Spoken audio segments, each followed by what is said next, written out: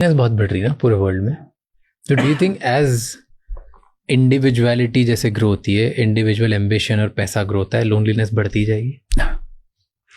Loneliness बढ़ने के बहुत सारे फैक्टर्स में से एक फैक्टर ये है, और ऐसा कहते हैं कि लोनलीनेस और मीनिंगलेसनेस ये दो नेक्स्ट पैंडेमिक्स हैं, एपिडेमिक्स कह लीजिए बेशक।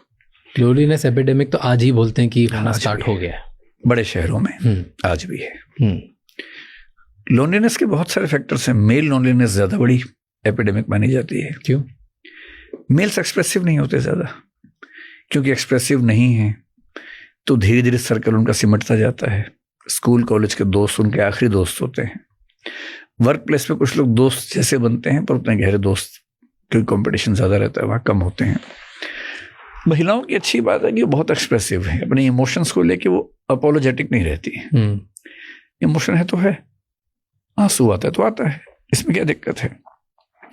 ना ही समाज उनको कहता है कि तुम्हें अपोलॉजी करनी चाहिए इसके लिए। समाज अच्छा फील करता है कि महिला रोती है तो कितनी इमोशनल है, कितनी अच्छी है। आदमी रोए तो लोग बुरा मान जाते हैं। ये इसमें ना एक बड़ी सी स्टडी है, अगर आप पढ़ना चाहें तो। एक नैन्सी कोडोरो नाम की महिला थी, सिगमंड फ्रॉइड की परंपरा में थी। सिगमंड फ्रॉइड साइकोलॉजी का सबसे विवादास्पद आदमी है, गहरा भी है, विवादास्पद ज्यादा है। उसने ये साबित करने की कोशिश की कि महिलाएं पुरुषों से कमतर हैं, कम हैं। और कैस्ट्रेशन कॉम्प्लेक्स नाम का एक, जैसे उसने एडिपस कॉम्प्लेक्स की बात की, इलेक्ट्रा कॉम्प्लेक्स की बात की, कई कॉम्प्लेक्सेस की बात की। बेटी का पहला प्यार उसका बाप है, इसको इलेक्ट्रा कॉम्प्लेक्स कहते हैं। बेटे का पहला प्यार उसकी माँ है, इसको एडिपस कॉम्प्लेक्स कहते हैं। हर महिला अपने अंदर इंफीरियोरिटी फील करती है, इसको कैस्ट्रेशन कॉम्प्लेक्स कहते हैं उसकी भाषा में। तो उसका मानना था कि क्योंकि महिलाओं का जो जेनाइटल पार्ट है वो इंट्रोवर्ट है, मेल्स का एक्सट्रोवर्टिव है, तो बच्चियों को बचपन से ये फील होने लगता है कि उनके अंदर कोई कमी है, और इसी कॉम्प्लेक्स का नाम कैस्ट्रेशन दिया। तो महिलाएं इंफीरियोरिटी से भरी हुई हैं, उनको शुरू से ऐसा लगता है। अजीब सी बात थी, पर उसने बात कही। उसी की परंपरा में आगे चल के एक महिला आई, नैन्सी कोडोरो, और उसने अपने ही गुरु मतलब सीधे गुरु नहीं थे उस ट्रेडिशन में, उनको खारिज करके एक कॉन्सेप्ट दिया, और उस थीसिस का नाम है द मेल इनएक्सप्रेसिवनेस। ये नाम है उसका, द मेल इनएक्सप्रेसिवनेस। तो उन्होंने बताया कि मेल्स क्यों इनएक्सप्रेसिव हैं, उसकी और भी व्याख्या है, पर इनकी व्याख्या बड़ी इंटरेस्टिंग मानी जाती है। क्या कि जब बच्चा पैदा होता है, फ्रॉइड क्या कह रहा था कि बेटे को माँ से प्रेम है, बेटी को बाप से प्रेम है। और ऐसा जनरली आप देखेंगे कि लड़के लोग आमतौर पर माँ को ज्यादा प्रेफर करते हैं, स्पेशली बड़े होने के बाद। और बेटियों के लिए पापा की परी वाला जो चलता रहता मजाक, वो रहता है। नैन्सी कोडोरो ने कहा कि नहीं, बेटी हो या बेटा हो, दोनों का पहला प्यार माँ है, क्योंकि उनकी सारी जरूरतें माँ ही पूरी कर रही है। छोटे बच्चे क्या जरूरत है? खाना मिल जाए, यानी कि दूध मिल जाए, और जब वो गीला हो तो कोई पहुंच दे उसको, इतनी जरूरत है। और आमतौर पे पहला काम तो माँ ही करती है, दूसरा काम भी जनरली माँ ही करती है। तो बच्चे की पहली सेंस ये है कि ये जो औरत है ये मेरा सारा संसार है, मेरी हर प्रॉब्लम यही सॉल्व करती है। अब कह रहे हैं कि जब बच्चा बड़ा होता है, मान लो कि जुड़वा है, एक बेटी एक बेटा है, अब 7-8 साल की उम्र में, 6 साल की उम्र में जरूरी हो जाता है कि बेटे को माँ अपने से दूर करने लगती है।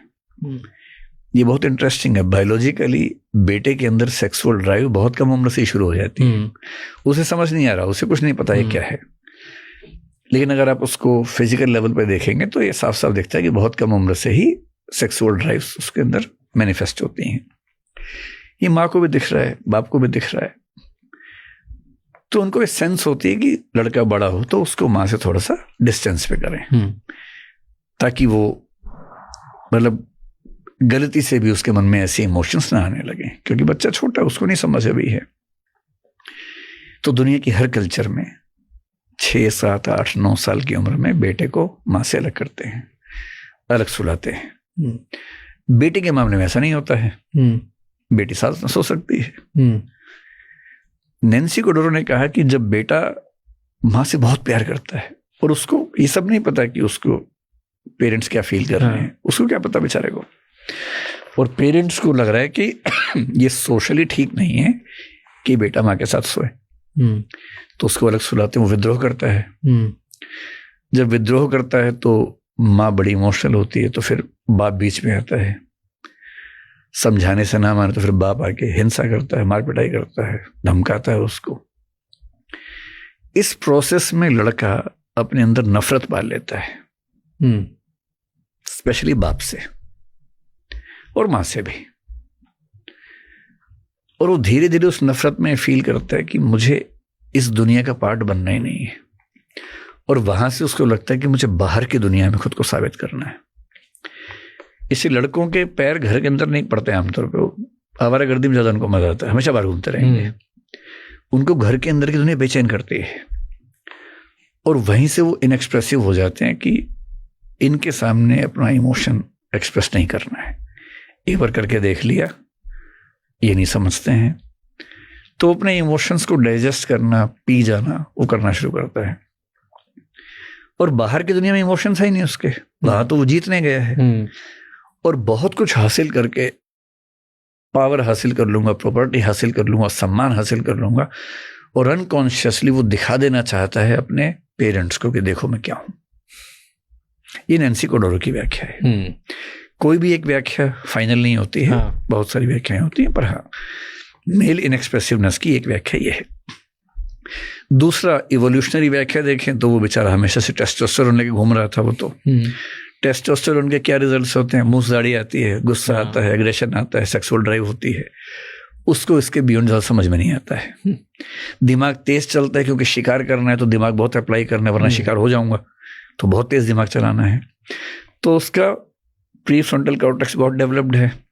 सेक्सुअल ड्राइव्स की वजह से टेस्टोस्टेरोन डेवलप्ड है। उसी टेस्टोस्टेरोन से उसे गुस्सा बहुत ज़्यादा आता है, आक्रामकता है उसके अंदर। ये उसकी बेसिक पर्सनैलिटी है इवोल्यूशन में। उसमें वो इमोशंस है ही नहीं उतने, करुणा, दया, ममता, ये सब इमोशंस है ही नहीं, वात्सल्य, वो है ही नहीं उतना इमोशन, आइडिया ही नहीं। ये तो हमें जीसस क्राइस्ट, इधर बुद्ध, इधर महावीर, इधर उपनिषद, इनके बाद ये बातें होनी शुरू हुई हैं। और ये सारी बातें कितने साल की हैं? ले दे के पिछले 5000 साल की हैं। होमो सेपियंस 3 लाख साल से हैं, और सारा इवोल्यूशन मिला के देखे 350 करोड़ साल का है। 350 करोड़ साल की हिस्ट्री में 5000 साल की हिस्ट्री कितना चेंज करेगी हमारे बिहेवियर को? ट्रू।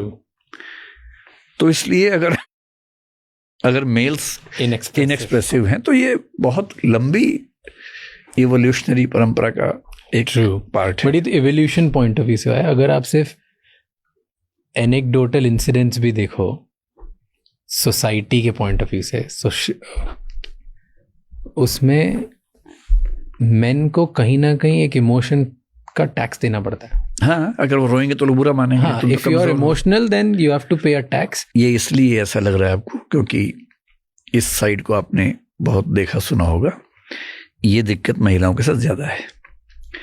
अगर वो किसी से हल्का सा मुस्कुरा के बात कर ले तो लोग जज कर लेते हैं कि या तो चाहती है मुझे या ठीक नहीं है, कैरेक्टर ठीक नहीं है। आदमी कितना ही मुस्कुरा के बात कर ले, कोई जज नहीं करता।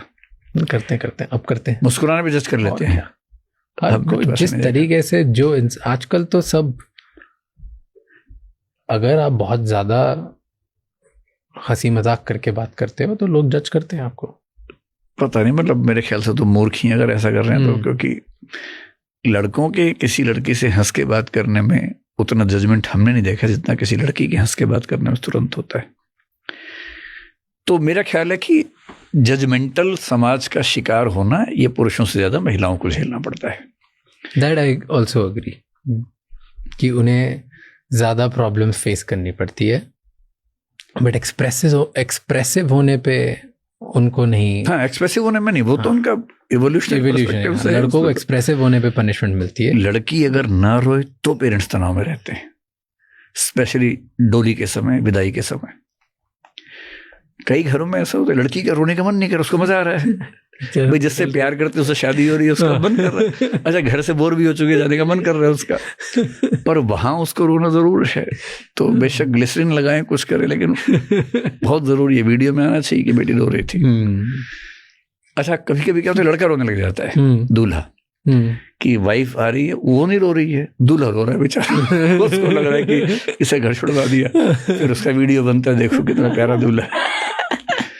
लेकिन लड़का रोए तो पेरेंट्स को परेशानी है, लड़की ना रोए तो परेशानी है, क्योंकि वो टाइप्स बन गए हैं ना, चल ही रहा है, सोशल नॉर्म ही टाइप्स हैं, नॉर्म्स हैं। थैंक यू सो मच ये क्लिप एंड तक देखने के लिए। अगर आपको और भी ऐसी क्लिप्स देखनी है तो राज शमानी क्लिप्स चैनल को सब्सक्राइब कर लीजिए।